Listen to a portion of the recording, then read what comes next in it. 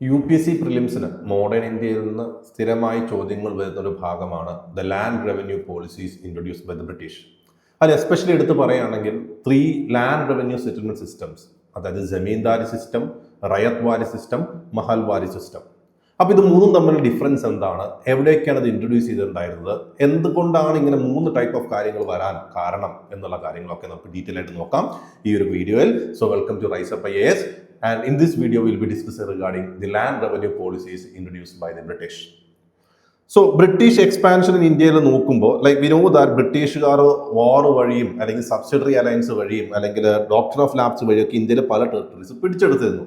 പക്ഷെ എന്നിരുന്നാലും ഇനീഷ്യലി ഏറ്റവും സിഗ്നിഫിക്കൻ്റ് ആയിട്ട് ബ്രിട്ടീഷിന്റെ എൻട്രി ഇന്ത്യയിലേക്ക് വന്ന ഒരു സിഗ്നിഫിക്കൻറ്റ് ബാറ്റിൽ ആയിരുന്നു 1757 battle of Plassey. Battle of പ്ലാസിയിൽ ബംഗാളിനെ തോൽപ്പിച്ചെങ്കിലും ബംഗാളിൽ ബേസിക്കലി ആ സമയത്തുണ്ടായ സിറാജുദ്ദൗളയെ തോൽപ്പിച്ചെങ്കിലും മിർ ഖാസിം എന്ന് പറഞ്ഞ ഒരാളെ റൂളറാക്കി ബ്രിട്ടീഷുകാർ ഡയറക്ട്ലി ബംഗാളിൽ ഭരിക്കാൻ തുടങ്ങിയിരുന്നില്ല. ഇതിനുശേഷം 1764 we had the battle of Buxar. Battle of ബക്സറിന് ശേഷമാണ് ബ്രിട്ടീഷ് ഡുവൽ ഗവൺമെന്റ് വെച്ച് ബംഗാൾ ഭരിക്കാൻ തുടങ്ങിയെന്നുള്ള കാര്യങ്ങളൊക്കെ നിങ്ങൾക്ക് എല്ലാവർക്കും അറിയാമായിരിക്കും. അപ്പൊ അതിനുശേഷമാണ് ബ്രിട്ടീഷുകാരുടെ കൺട്രോളിലായിട്ട് ഒരുപാട് സ്ഥലങ്ങൾ ഇന്ത്യയിൽ വന്നു തുടങ്ങിയതും അവിടെ നിന്നെല്ലാം ലാൻഡ് റവന്യൂ കളക്ട് ചെയ്യേണ്ട ഒരു ആവശ്യം വന്നതും.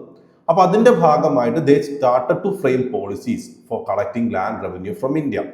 അപ്പോൾ നോക്കിക്കഴിയുമ്പോൾ ബേസിക്കലി നമുക്കറിയാം, ഇന്ത്യ നമുക്ക് പല ഭാഗത്തും പല കൾച്ചറാണ്, പല ഭാഗത്തും പല രാജാക്കന്മാർ പല രീതിയിലാണ് ഭരിച്ചിരുന്നതും ടാക്സ് കളക്ട് ചെയ്തിരുന്നതും. അപ്പൊ അതാത് കാര്യങ്ങളിലേക്ക് കുറച്ചൊന്ന് അഡാപ്റ്റ് ചെയ്യേണ്ട ആവശ്യം ആർക്കുണ്ട്? ബ്രിട്ടീഷുകാർക്കും ഉണ്ട്.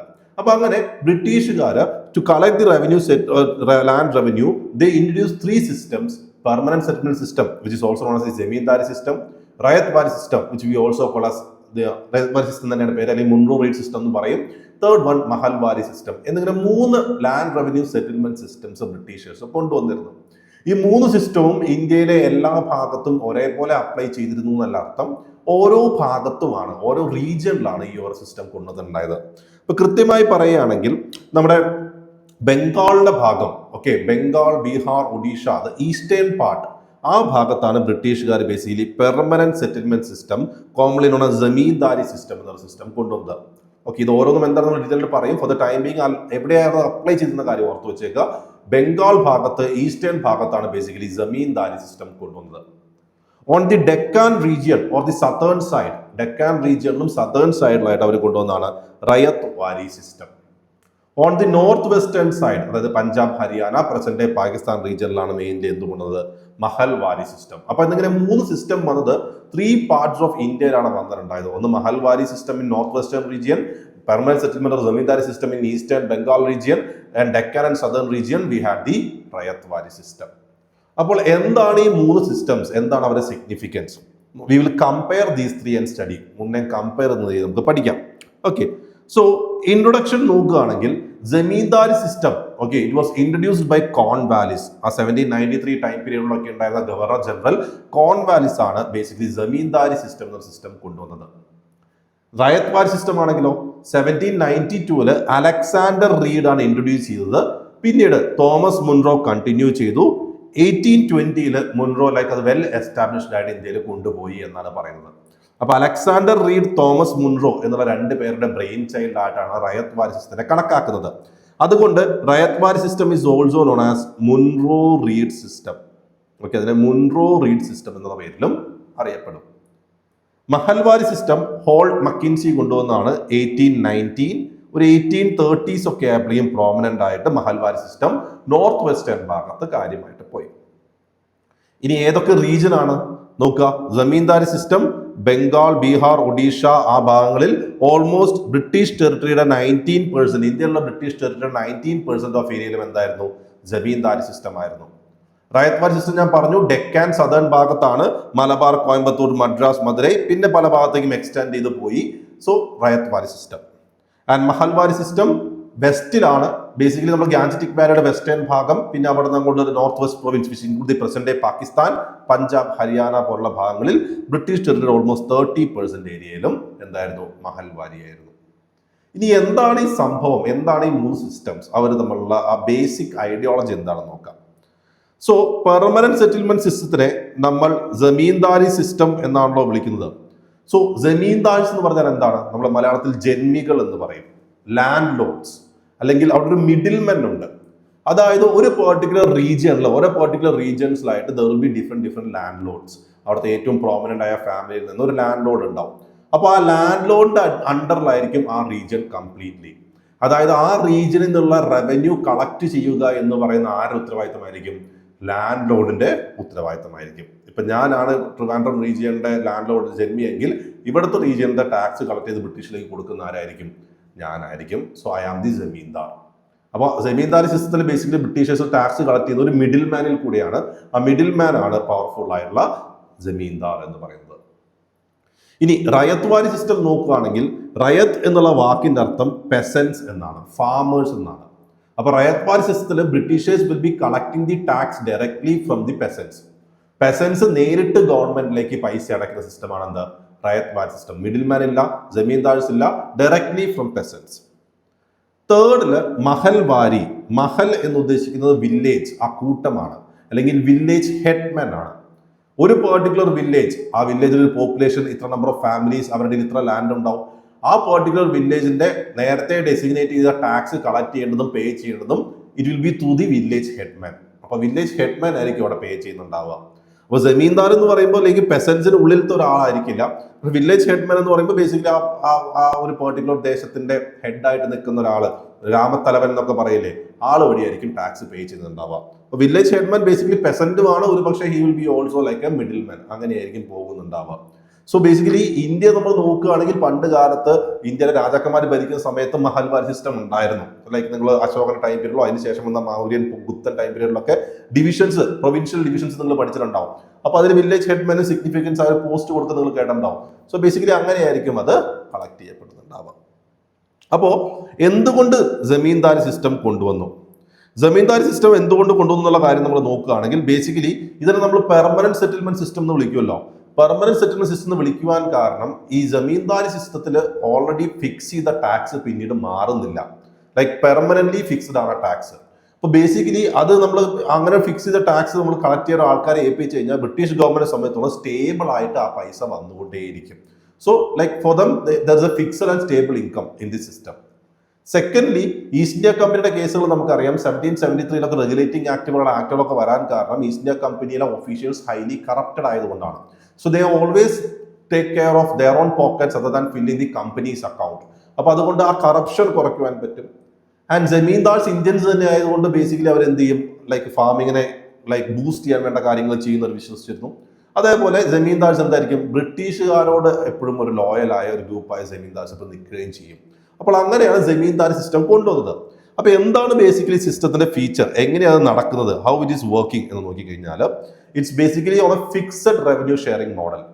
ഫിക്സഡ് റവന്യൂ ഷെയറിംഗ് മോഡൽ എന്ന് പറഞ്ഞു കഴിഞ്ഞാൽ ഒരു പെർട്ടിക്കുലർ റീജിയനിൽ ബേസിക്കലി ടാക്സ് കളക്ട് ചെയ്യാൻ ഫിക്സ്ഡ് എമൗണ്ട് ആണെന്ന് പറഞ്ഞല്ലോ. ഇപ്പോൾ ഈ ഒരു പെർട്ടിക്കുലർ റീജിയനിൽ നിന്ന് ഇപ്പോൾ 11 lakhs ആണ് ടാക്സ് കളക്ട് ചെയ്യുന്നത് വിചാരിക്കാം. ഈ 11 lakhs ടാക്സ് കളക്ട് ചെയ്ത് കഴിഞ്ഞാൽ ഈ 11 lakhsൽ 10/11, അതായത് 10 lakhs എവിടേക്ക് പോകും, ബ്രിട്ടീഷേഴ്സിന് പോകും. 1/11 ആർക്ക് കിട്ടും, ജമീന്ദാറിന് കിട്ടും. ഓക്കെ, സോ അങ്ങനെ ഫിക്സ്ഡ് ആയിട്ട് ഒരു റവന്യൂ ഷെയറിംഗ് മോഡലാണ്. അപ്പൊ ടാക്സ് കളക്ട് ചെയ്യുമ്പോൾ ലൈക്ക് കൂടുതൽ ടാക്സ് കളക്ട് ചെയ്യാൻ പറ്റുകയാണെങ്കിൽ ദാറ്റ് മീൻസ് അതിന്റെ 1/11 ആർക്ക് കിട്ടും, ജമീന്ദാറിന് കിട്ടും. ഈ ജമീന്ദാറിന്റെ പോസ്റ്റ് അല്ലെങ്കിൽ ജമീന്ദാർ എന്ന് പറയുന്ന ഒരു പെർട്ടിക്കുലർ ഡെസിഗ്നേഷൻ ഹെറിഡിറ്ററി ആണ്, ട്രാൻസ്ഫറബിൾ ആണ്. ഇപ്പൊ ഫോർ എക്സാമ്പിൾ ഞാൻ ജമീന്ദാർ എന്ന കേസ് നേരത്തെ പറഞ്ഞല്ലോ, ഞാൻ ജമീന്ദാർ ആണെങ്കിൽ എന്റെ ഫ്യൂച്ചർ ജനറേഷനും എന്തായിരിക്കും, ജമീന്ദാർസ് ആയിരിക്കും. സോ ജമീന്ദാർസിന് എന്ത് ചെയ്യാം, ഈ പെസൻസിന്റെ നിന്ന് ടാക്സ് കളക്ട് ചെയ്യാം. ഇൻ കേസ് പെസൻസിന് ആ ടാക്സ് അവർക്ക് അടയ്ക്കാൻ പറ്റിയില്ല എന്നുണ്ടെങ്കിൽ അവരുടെ കയ്യിൽ ഇപ്പോൾ അവർക്ക് കൃഷി ചെയ്യാൻ കൊടുത്തിരിക്കുന്ന ലാൻഡ് എന്ത് ചെയ്യും, അത് വേറെ ആൾക്ക് വേണ്ടിയിട്ട് ലൈക്ക് എന്ത് ചെയ്യും, ഓപ്ഷൻ ചെയ്ത് കൊടുക്കും, ലേലത്തിൽ വെച്ച് കൊടുക്കും. സോ ബേസിക്കലി ഇങ്ങനെയാണ് പോയിരുന്നത്. And the tax was fixed എന്നുള്ള കാര്യം തീരുമാനിച്ചേക്കുക. പക്ഷേ ഇവിടെ പലപ്പോഴും എന്ത് സംഭവിച്ചു വെച്ചാൽ ജമീന്ദാർസ് ഈ നോർമൽ പെസൻസിന്റെ ഒപ്രസസായി മാറി. കാരണം ഇവർ ടാക്സ് കളക്ട് ചെയ്തതിന് പുറമെ ഇവർ വേറെയും പൈസ കൂട്ടിയൊക്കെ വാങ്ങിക്കും to fill their own pockets. So basically സാധാരണ പെസൻസ് അവിടെ എന്തായി, they became under distress and they were oppressed by the zamindars. അപ്പൊ ബേസിക്കലി ആ പെസന്റ് റിവോൾട്ട് ഒക്കെ വരുമ്പോഴും പലപ്പോഴും നിങ്ങൾക്ക് കാണാൻ പറ്റും ബ്രിട്ടീഷേഴ്സിനെതിരെ മാത്രമല്ല ജമീന്ദാർസിനെതിരെയും റിവോൾട്ട്സ് വരുന്നുണ്ട്. അതെന്തുകൊണ്ടാണ്, ജമീന്ദാർസ് ഒപ്രസ് ദി പെസൻസ്. ഇനി റയത്ത് വാരി സിസ്റ്റത്തിലേക്ക് പോയി കഴിഞ്ഞാൽ റയത്ത് വാരി സിസ്റ്റം ബേസിക്കലി ആദ്യം ഒരു ഫിക്സഡ് റവന്യൂ പോലെ ആയിരുന്നു, പിന്നീട് അത് മാറ്റി ലൈക്ക് അവർക്ക് വേണ്ടപ്പോൾ കൂട്ടുന്നതും കുറയ്ക്കുന്ന പോലെ ആക്കി. കുറയ്ക്കുന്ന അവസ്ഥ വരുന്നില്ല, ടാക്സ് ഇപ്പോഴും കൂട്ടുന്ന പോലെ തന്നെയാണ് അവർ കൊണ്ടുവരുന്നത്. So there were lot of agrarian revolts, ഒരുപാട് അഗ്രികൾച്ചർ അല്ലെങ്കിൽ പറയുന്ന പെസന്റ് റിവോൾട്ട്സ് ഒക്കെ ഉണ്ടായിരുന്നു. സോ ബേസിക്കലി ആ പെസന്റ് റിവോൾട്ട്സ് ബേസിക്കലി അത് ഡീൽ ചെയ്യുന്ന സമയത്ത് മിഡിൽമാനെ വെച്ച് ഡീൽ ചെയ്യാൻ ഭയങ്കര ബുദ്ധിമുട്ടാണ്. സോ ഗവൺമെന്റ് എന്ത് ചെയ്തു, നേരിട്ട് പെസന്റ്സുമായിട്ട് എന്ത് ചെയ്തു, ഡീൽസിലേക്ക് വന്നതാണ് അവിടെ സംഭവിച്ചത്. അവിടെ ബേസിക്കലി അങ്ങനെ ഒരു മിഡിൽമാൻ കൃത്യമായിട്ട് കിട്ടുന്നുണ്ടായിരുന്നില്ല. അപ്പോൾ ബേസിക്കലി ജമീന്ദാർ സിസ്റ്റത്തിൽ ആ പെസൻസിന് ലാൻഡ് ഓണർഷിപ്പ് കംപ്ലീറ്റ്ലി കിട്ടുന്നില്ല. കാരണം ജമീന്ദാറിന്റെ കയ്യിലാണല്ലോ, ജമീന്ദാറിന്റെ കൺട്രോൾ ആണല്ലോ. ഇവിടെ ആ പെസൻസിന് ലാൻഡ് ഓണർഷിപ്പ് കിട്ടും. ആ ലാൻഡ് ഓണർഷിപ്പ് കിട്ടുമ്പോൾ ബേസിക്കലി ലാൻഡ് ഫെർട്ടിലിറ്റി ആര് നോക്കും, പെസൻസ് നോക്കും. കാരണം അവരുടെ വരുമാനം ഇതിൽ നിന്നുള്ള അഗ്രികൾച്ചറാണ്. സോ ലാൻഡ് ഫെർട്ടൈൽ ആയിരുന്നാൽ മാത്രമേ അവർക്ക് അടുത്ത തവണയും കിട്ടുള്ളൂ. സോ ആ ലാൻഡ് ഫെർട്ടിലിറ്റി പ്രൊഡക്ഷൻ എന്നുള്ള കാര്യം കുറച്ച് ബെറ്റർ ആയിട്ട് പോകുന്നതാണ് ഇതിന്റെ ഒരു significance. So direct settlement with ryots, land ഹോൾഡേഴ്സിനാണെങ്കിൽ പ്രൊപ്പറേറ്ററി റൈറ്റ്സ്. സോ 30 ഇയേഴ്സിന് ഓൾമോസ്റ്റ് സെറ്റിൽ ചെയ്ത പോലെയായിരുന്നു. പിന്നീട് എന്ത് ചെയ്തു, ഗവൺമെന്റ് ലാൻഡ് റവന്യൂ കൂട്ടി. സോ ബേസിക്കലി ഇന്നത്തെ പോലെ തന്നെ അന്നും ലാൻഡ് കൃത്യമായി ക്ലാസിഫൈ ചെയ്തിട്ടുണ്ട്. ഓരോ ലാൻഡും എങ്ങനെയാണ് എന്താണ് കൃത്യമായി ക്ലാസിഫൈ ചെയ്തിട്ടുണ്ട്. ആ ക്ലാസിഫൈ ചെയ്തതിന്റെ ബേസിൽ കൃത്യമായിട്ട് ഡോക്യുമെന്റേഷൻ നടത്തിയിട്ടുണ്ട്. അതിന്റെ ബേസിലാണ് ഓരോ ആൾക്കാരിൽ നിന്നും ടാക്സ് കളക്ട് ചെയ്യുന്നത്. And there were revenue relief during natural calamity. ഇപ്പോൾ ഫോർ എക്സാമ്പിൾ റയത്തിൽ നിന്ന് നേരിട്ട് ടാക്സ് കളക്ട് ചെയ്യാണല്ലോ. ആ ഒരു വർഷം മൺസൂൺ ഉണ്ടായില്ല, ഡ്രൗട്ട് വന്നു, അല്ലെങ്കിൽ എന്തെങ്കിലും ഫ്ലഡ് വന്നു, അങ്ങനെ അഗ്രികൾച്ചർ പ്രൊഡക്ഷൻ കുറഞ്ഞു കഴിഞ്ഞാൽ ബേസിക്കലി എന്തായിരിക്കും, ടാക്സിൽ റിലീഫ് ഉണ്ടാവും. ഇത് പേപ്പറിൽ മാത്രമേ ഉണ്ടായുള്ളൂ, ശരിക്കും റിലീഫ് ഒന്നും കൃത്യമായി കിട്ടിയിട്ടില്ല. അതിന് പേരിൽ റിവോൾട്ട്സ് ഉണ്ടായിട്ടുണ്ട്. And provision of contraction and relinquishment but later dropped in 1833. Basically ഇപ്പോൾ എനിക്ക് ഈ വർഷം കഴിഞ്ഞിട്ട് എനിക്ക് ലാൻഡ് വേണ്ടാന്നുണ്ടെങ്കിൽ എനിക്ക് വേറെ ആൾക്ക് കൊടുക്കാനുള്ള ഒരു അവകാശം ഉണ്ടായിരുന്നു, പിന്നീട് അത് ഡ്രോപ്പ് ചെയ്തു. ഓക്കെ, അപ്പോൾ അങ്ങനെയാണ് ഇത് പോയിരുന്നത്. പക്ഷെ ഇവിടുത്തെ പ്രശ്നം എന്തായിരുന്നു വെച്ച് കഴിഞ്ഞാൽ, ബ്രിട്ടീഷുകാർ ആദ്യം റയത്ത് വാരി സിസ്റ്റം പ്രകാരം ടാക്സ് ഫിക്സ്ഡ് ആക്കിയിരുന്നെങ്കിലും പിന്നീട് ടാക്സ് കൂട്ടുന്ന പോലെ ലൈക്ക് അവർക്ക് ആവശ്യമുള്ളവ കൂട്ടുന്ന ഒരു അവസ്ഥ വന്നല്ലോ. അപ്പൊ അങ്ങനെ ടാക്സ് അൺഎക്സ്പെക്റ്റഡ്ലി കൂടുമ്പോഴൊക്കെ ഈ ഫാമേഴ്സിന് പെട്ടെന്ന് എടുത്ത് ടാക്സ് അടയ്ക്കാനുള്ള പൈസ അവരിൽ ഉണ്ടാവില്ല.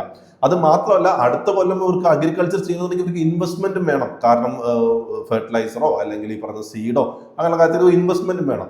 സോ ബേസിക്കലി ഈ ടാക്സ് പെട്ടെന്ന് കൂട്ടുമ്പോൾ അത് കളക്ട് ചെയ്യാൻ വേണ്ടി ഇവരെന്ത് ചെയ്യും, ഈ ഇവർക്ക് ടാക്സ് അടയ്ക്കാൻ പറ്റില്ലെങ്കിൽ ലാൻഡ് എന്തായാലും പിടിച്ചെടുക്കുമല്ലോ. ലാൻഡ് ഇല്ലെങ്കിൽ അവർക്ക് കൃഷി ചെയ്യാനും ജീവിക്കാനും പറ്റില്ല.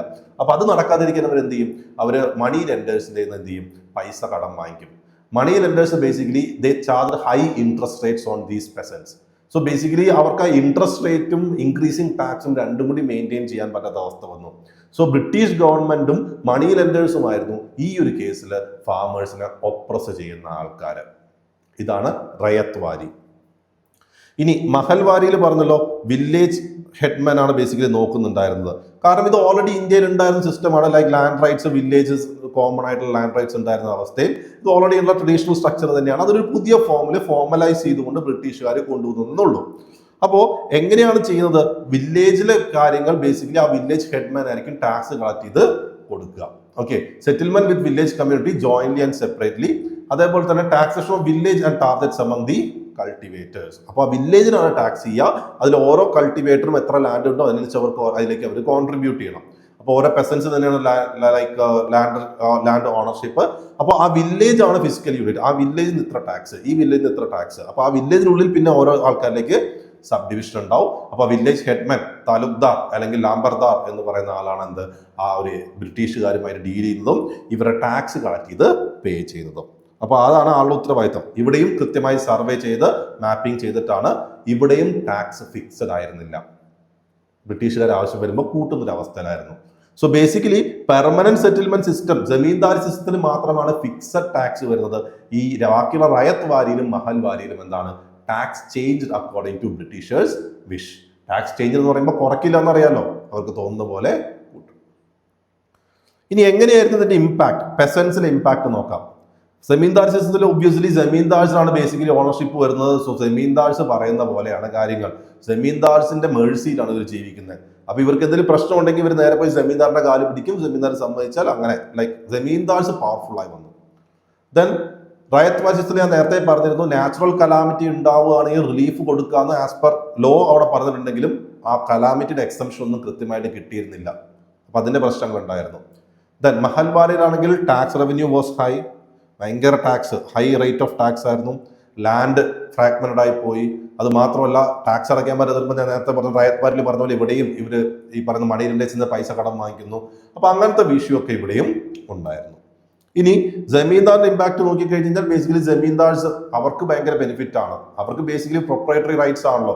അവർക്ക് ആ സ്ഥലത്ത് പോകണ്ട, ആ സ്ഥലത്ത് നേരിട്ട് പോയിട്ട് കൃഷി ചെയ്യേണ്ട, കൃഷി ചെയ്യുന്ന ആൾക്കാരെ ലാഭം മാത്രം വാങ്ങിയാൽ മതി. So it's like an absentee landlordism. Landlord വേറെ എവിടെയോ ആണ്, ഇവിടെ കൃഷി നടക്കുന്നു, കൃഷിയെ വേറെ ആരോ ചെയ്യുന്നു, അതിന്റെ പൈസ കൃത്യമായിട്ട് ലാൻഡ് ലോഡ് കൊടുക്കുന്ന ഒരു അവസ്ഥ. സെക്കൻഡ്, റയത്ത് വാലി കേസിൽ ജമീന്ദാർസിനോ മിഡിൽ മെൻസിനോ യാതൊരു റോളും ഇല്ല, ഡയറക്ട്ലി പെസൻസ് ആണ്. തേർഡിലാണെങ്കിലോ വില്ലേജ് ഹെഡ്മാൻ എന്നുള്ള പോസ്റ്റ് ഉയർന്നു വന്നു. ഇനി ഈ മൂന്ന് സിസ്റ്റവും എങ്ങനെയാണ് ലാൻഡിനെ ഇമ്പാക്ട് ചെയ്തത്? ഇമ്പാക്ട് ഓൺ ലാൻഡ് നോക്കുകയാണെങ്കിൽ ജമീന്ദാരി സിസ്റ്റത്തിനെ സംബന്ധിച്ചിടത്തോളം ആ ലാൻഡ് ഓണർഷിപ്പ് പെസന്റിനില്ല. അപ്പൊ ആ ഒരു വർഷം അവർ കൃഷി ചെയ്യുമ്പോൾ അതിന് മാക്സിമം ഔട്ട്പുട്ട് ഉണ്ടാക്കാന്നുള്ള അവർ ശ്രദ്ധിക്കുകയുള്ളൂ. ലാൻഡിന്റെ ഫെർട്ടിലിറ്റിയെ പറ്റിയോ ഫ്യൂച്ചറായ കാര്യങ്ങളെ പറ്റിയോ ആരും ചിന്തിക്കുന്നുണ്ടാവില്ല. So deterioration of land fertility അതൊരു ഇമ്പോർട്ടൻറ്റ് ഫാക്ടർ ആയിരുന്നു. നേരെ മറിച്ച് ഇപ്പുറത്താണെങ്കിൽ ലാൻഡ് ഫെർട്ടിലിറ്റി നോക്കും റയത്ത് വാലിയിൽ, കാരണം ഇവരാണല്ലോ ഓണർഷിപ്പ്. സോ ലൈക്ക് ലാൻഡ് അവർ ഫെർട്ടിലിറ്റി നോക്കും. അത് മാത്രമല്ല ലാൻഡ് ലീസിങ് കോമൺ ആയി, കാരണം ലൈക്ക് ഓരോ ഫാമേഴ്സിനും കൃത്യമായിട്ട് ലാൻഡ് ഒരുപാട് ലാൻഡ് ഉണ്ടെങ്കിൽ അവിടെ ലൈക്ക് വേണമെങ്കിൽ വേറെ ആൾക്ക് ലീസിന് കൊടുക്കാം, ടാക്സ് ഷെയർ ചെയ്യുന്ന രീതിയിൽ അങ്ങനത്തെ കാര്യങ്ങൾ കോമൺ ആയി. മഹൽവാരി സിസ്റ്റത്തിലും അതെ. ഇപ്പൊ മഹൽവാരി സിസ്റ്റത്തിലൊക്കെ ബേസിക്കലി ഇൻക്രീസിങ് ടാക്സ് ആയത് ആ ഒരു ടൈം പീരീഡിൽ ലൈക്ക് ടാക്സ് കൂടി വന്നത് നമ്മുടെ 18th റിവോൾട്ടിനൊക്കെ വൺ ഓഫ് ദി റീസൺ ആയിട്ട് പറയുന്നുണ്ട്. അപ്പോൾ ഇതാണ് 3 land revenue settlement systems that was introduced by the British. അപ്പോൾ ഈ 3 സിസ്റ്റംസ് ഒന്ന് കമ്പയർ ചെയ്ത് ഇതേപോലെ ടേബിളിലാക്കി പഠിക്കുന്നത് എപ്പോഴും നല്ലതാണ്. കാരണം UPC ചോദിക്കുമ്പോഴും പലപ്പോഴും ഇതിങ്ങനെ കമ്പയർ ചെയ്ത് ചോദിക്കാറുണ്ട്. അതായത് ഒന്നിന്റെ ഫീച്ചർ എന്ന് മറ്റൊന്നാണെന്ന് പറഞ്ഞിട്ട് ചോദിക്കാറുണ്ട്. സോ കമ്പയർ ചെയ്ത് പഠിക്കുന്ന ബേസിക്കലി ഇന്നത്തെ ടോപ്പിക്കിൽ ഹെൽപ്ഫുൾ ആയിരിക്കും. So that's it. All the best. Keep learning.